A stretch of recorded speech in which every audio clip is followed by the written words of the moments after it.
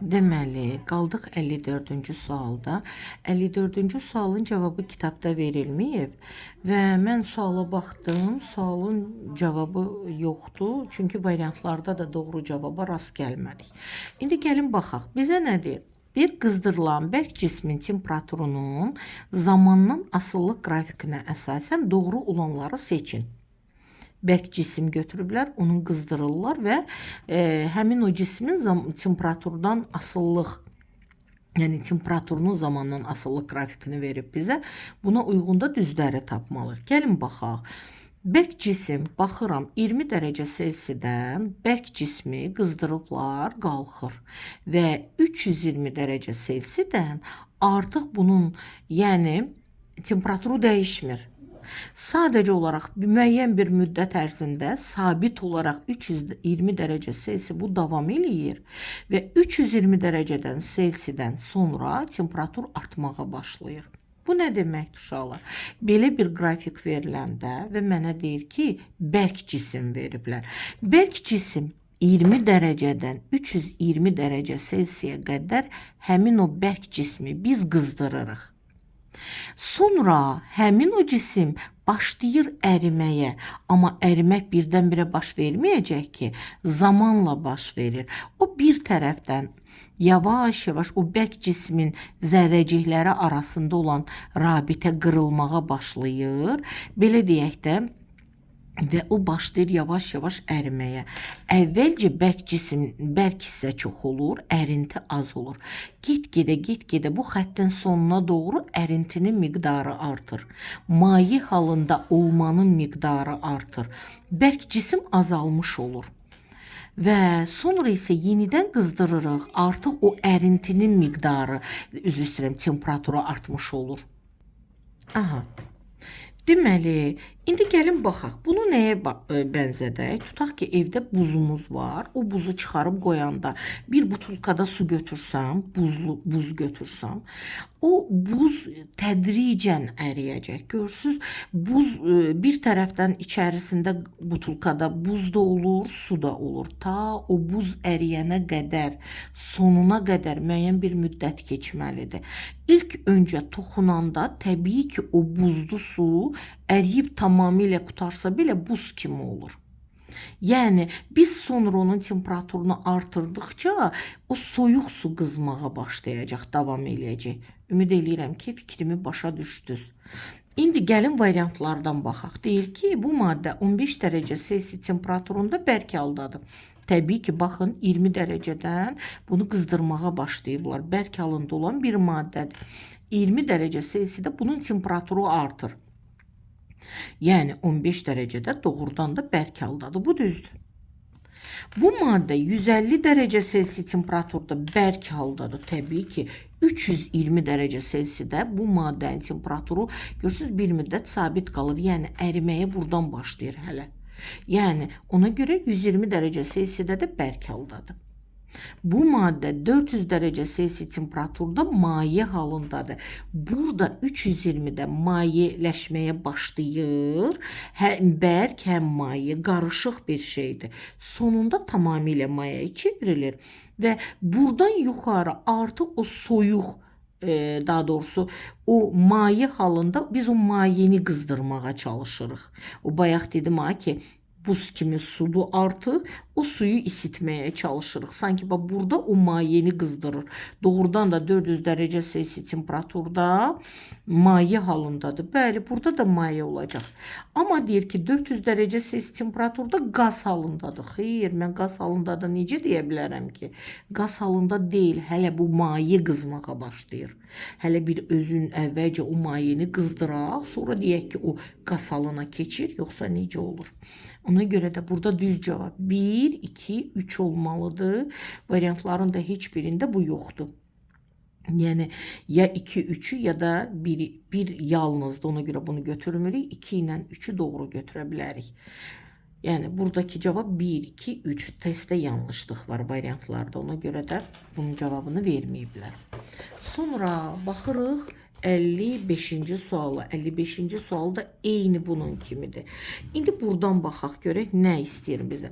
Bu dəfə də qızdırılan bərk cismin temperaturunun zamandan asılı qrafikində T1, T2 T1, T2 zaman intervalı için doğru olanları seçin. Bax, bayaq dediklərim eyni şeydir. Burada bərk maddəni qızdırır, maddə qızır, sonra başlayır əriməyə. Əriməyə başlanğıc, bax T1-də başlayıbmı əriməyə? Burada görürsünüz uzun müddət sabit gedir. Bu A nöqtəsində başlayır əriməyə. Biraz əriyib, qalan hamısı bərkdir. Sonra B'ye keçəndə sanki belə deyək də burada ərinti ilə bərk maddə hardası yarı-yarıyadır. C'ye keçəndə artıq bərk maddə azalıb, maye halında olan maddə daha çoxdur.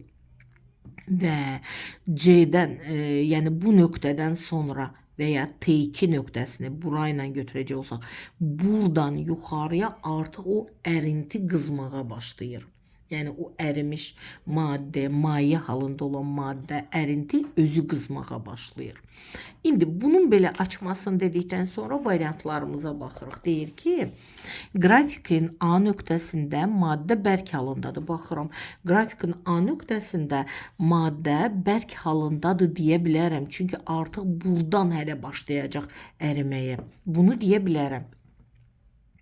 Qrafikin C nöqtəsində maddə bərk halındadır. Xeyr, biz nə dedik? Burada bərk idi, burada yarı qarışıq, burada artıq maye halındadır. Deməli, 2 yanlışdır.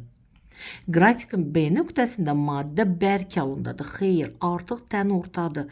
Burada yarı ərimiş, yarı bərk halındadır. Deməli, bu da səhvdir. Deməli, 2-yə səhv dedik. 2 olan variantlarımı çıxartsam, sonra 3'ə də yanlış dedik. Bu da getdi. Bizdə C qaldı. İndi hələ ki davamına baxıram. Qrafikin C nöqtəsində maddə qaz halındadır. C nöqtəsinə hələ bu əriyib ki, bəyəm qaz halına keçsin. Burada ərinti tamamilə maye halındadır. Deməli, bu da deyil. 4 səhvdir. A'dan C'ye doğru mayenin kütləsi artır. Yəni ərinti artır. O ərimə, o maye halına çevrilmə artır. Bərk halında olan hissə azalır. 5'ə doğru deyə bilərəm. Qrafikin C nöqtəsində maddə maye halındadır. Bəli, burada artıq maye halındadır. O zaman doğru cavabım oldu elə C variantı. 1, 5 və 6. Bunların doğru cavablarımızdır.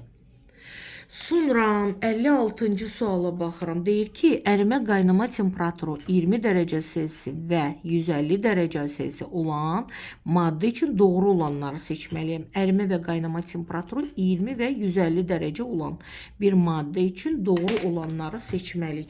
İndi ilk öncə bu doğru olanı seçmək üçün biz həmişə nə edirdik? İşarə eləyirdim. Ərimə temperaturunu buradan yazıram. Buradan da deməli onun qaynama temperaturuna uyğun olaraq 150 dərəcəni qeyd edirəm. Ərimə nə idi?